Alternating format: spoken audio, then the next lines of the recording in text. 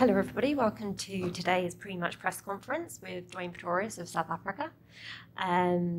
Just a few housekeeping notes. If you do have a question, then please put your name in the chat box, and Sipakasi will instruct you to ask your question. I'll just hand over now to Sipho. Over to you. Thank you very much, Mary, and good afternoon to everybody. Thank you very much for joining us for this pre-match press conference with Dwaine Pretorius. As I won't go over those housekeeping rules, as Mary has already given them. We'll just get started immediately. I had seen a hand, but it looks like it's disappeared. Firdous, followed by Telford, please. Thanks, Sips. Hi, Dwaine. Dwaine, yesterday or the day before when we spoke to Shamo, he spoke about you being a scholar of the game and the way that your death bowling has come on in this tournament. It's obviously struck all of us. Can you tell us a bit about the work that you've been doing in that department and how you came to be the person that got that responsibility? Well, I think maybe the situation of the game just dictated that I might have to bowl a few of the last overs. I mean, we've been looking to strike quite early. And our spin department has been phenomenal, and Anna and KG has been setting the tone. So maybe Themba is just struggling to get a spot for me to bowl in the middle because our guys are bowling so well. So that left me with the end job. But obviously, as a player, you try and prepare for every situation that you might be thrown in. So I'm just trying to prepare as best as possible. So that's basically my only secret at the moment.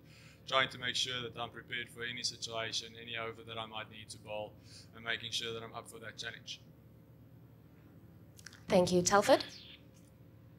How's it, Dwaine? Your success in this tournament so far, is that a reward for doing the hard work and doing the things you always do to prepare for matches, or are you doing something differently in this tournament? Not really. I've been preparing the same way.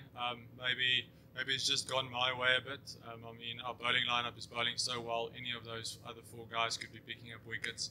So I think as a unit we're bowling well, and at the moment the ball's just falling my way. I'm sure one of these days it's going to stop falling my way and maybe go to one of the other guys. And as long as I can support them and we can win games for the country, that's at the end of the day all that matters.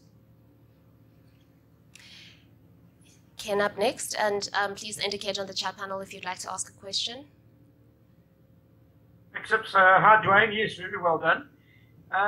It seems also, though, that you're bowling to a very particular plan at the death there, very full and wide outside off stump. Can you just talk to us about the development of that plan and the thinking behind it, and maybe what the challenges are in executing that plan?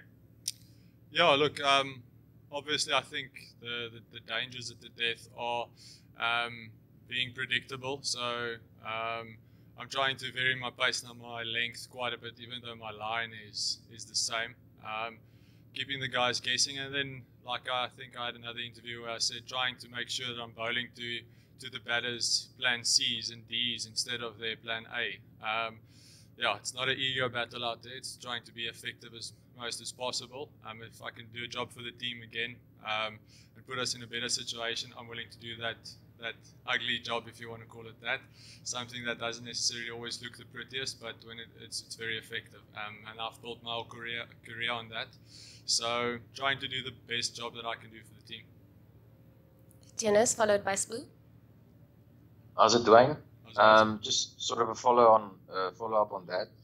Did you develop sort of a few new slower balls, or is it the same type of slower balls that you've always bowled in your career? I've worked a lot on different variations of slow balls, so it's definitely something that I really have focused on. Obviously, in a T20 World Cup, I think if you only got one option, you might be in trouble. So, really trying to mix it up and make sure that even though at the moment guys might be thinking that I'm just going to go wide every time when they face me, even though the line might be predictable, you're still not sure which ball is going to come out. So, yeah, having 5 options in terms of what I'm looking to do there is something that I've really worked hard on. And yeah, at the moment it's going well. So yeah, we'll see. Spoo? Hi, thanks, Fogazi. How's it, Dwayne? My question is just regarding the injuries that you had leading up to the World Cup.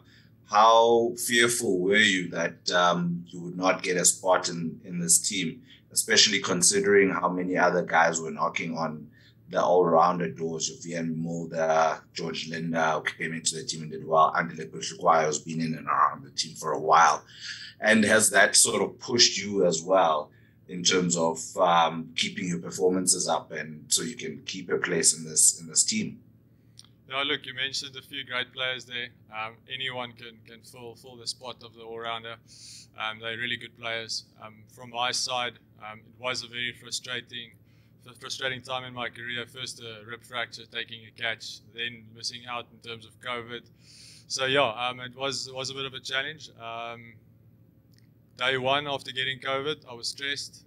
I'm quite a religious guy, so yeah, after day one, sent up a prayer, and then I just trusted that at the end of the day, God's will be done, and that put me in this position here. So I've always trusted Him, and that was my method of dealing with it mentally.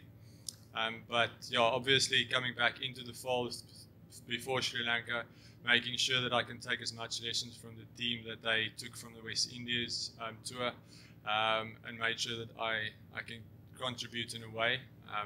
And yeah, I'm very blessed that I'm here, and as long as I can keep contributing to the team, hopefully I'll be here for a while.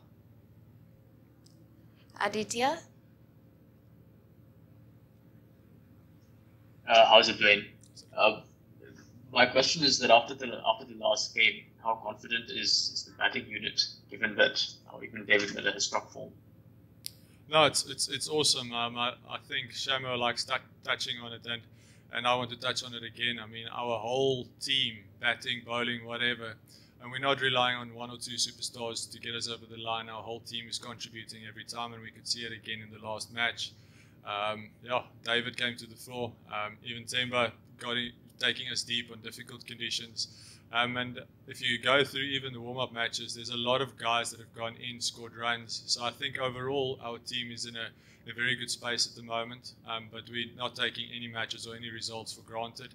We know that we need to keep preparing well, and then obviously bring all the intensity and passion when we get onto the field for the next game. Bangladesh is a good side, strong side, and very dangerous in these conditions, and we can't take them lightly.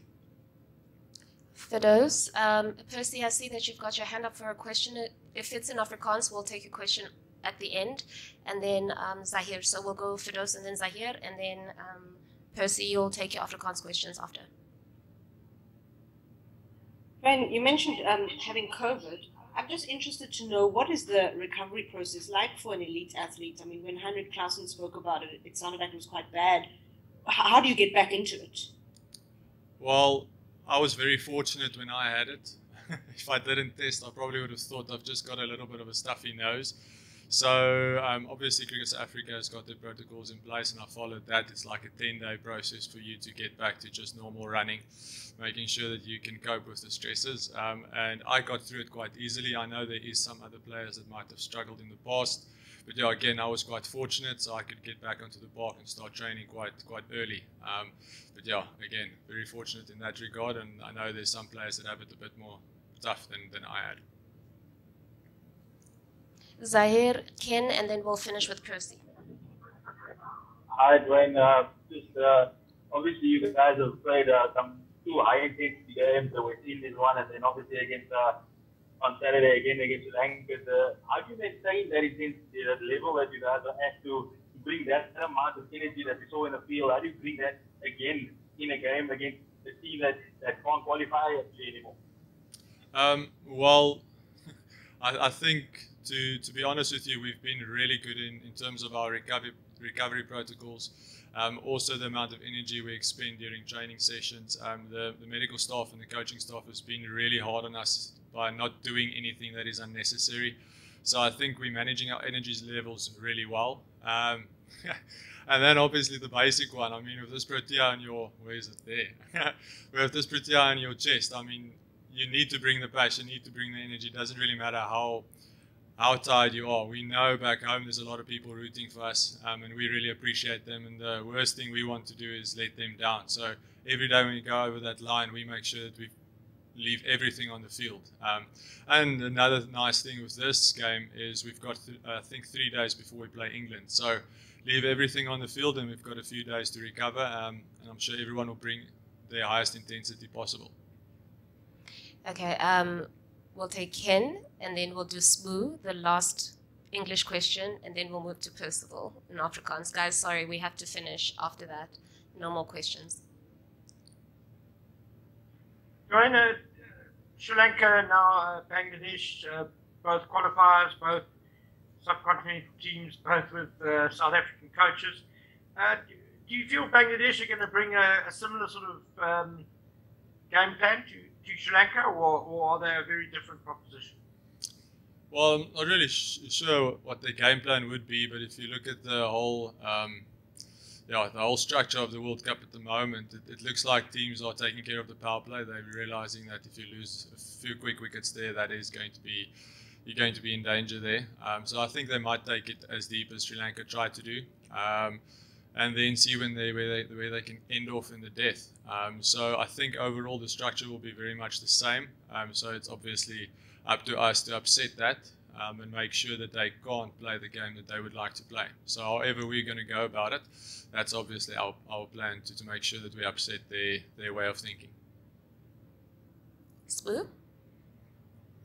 Hi again, Dwaine. Just about the team's doggedness and fighting spirit, what are the conversations like in the dressing room with regards to the totals you've defended and chased? You know, you pushed Australia very, very close, even though many would have thought you're dead and buried with that total.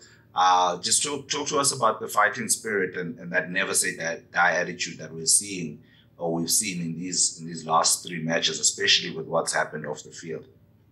Yeah, look, I think what astonishes me is how this team is stuck together. It doesn't really matter what controversy has come out or what controversy is at board level or CSA level.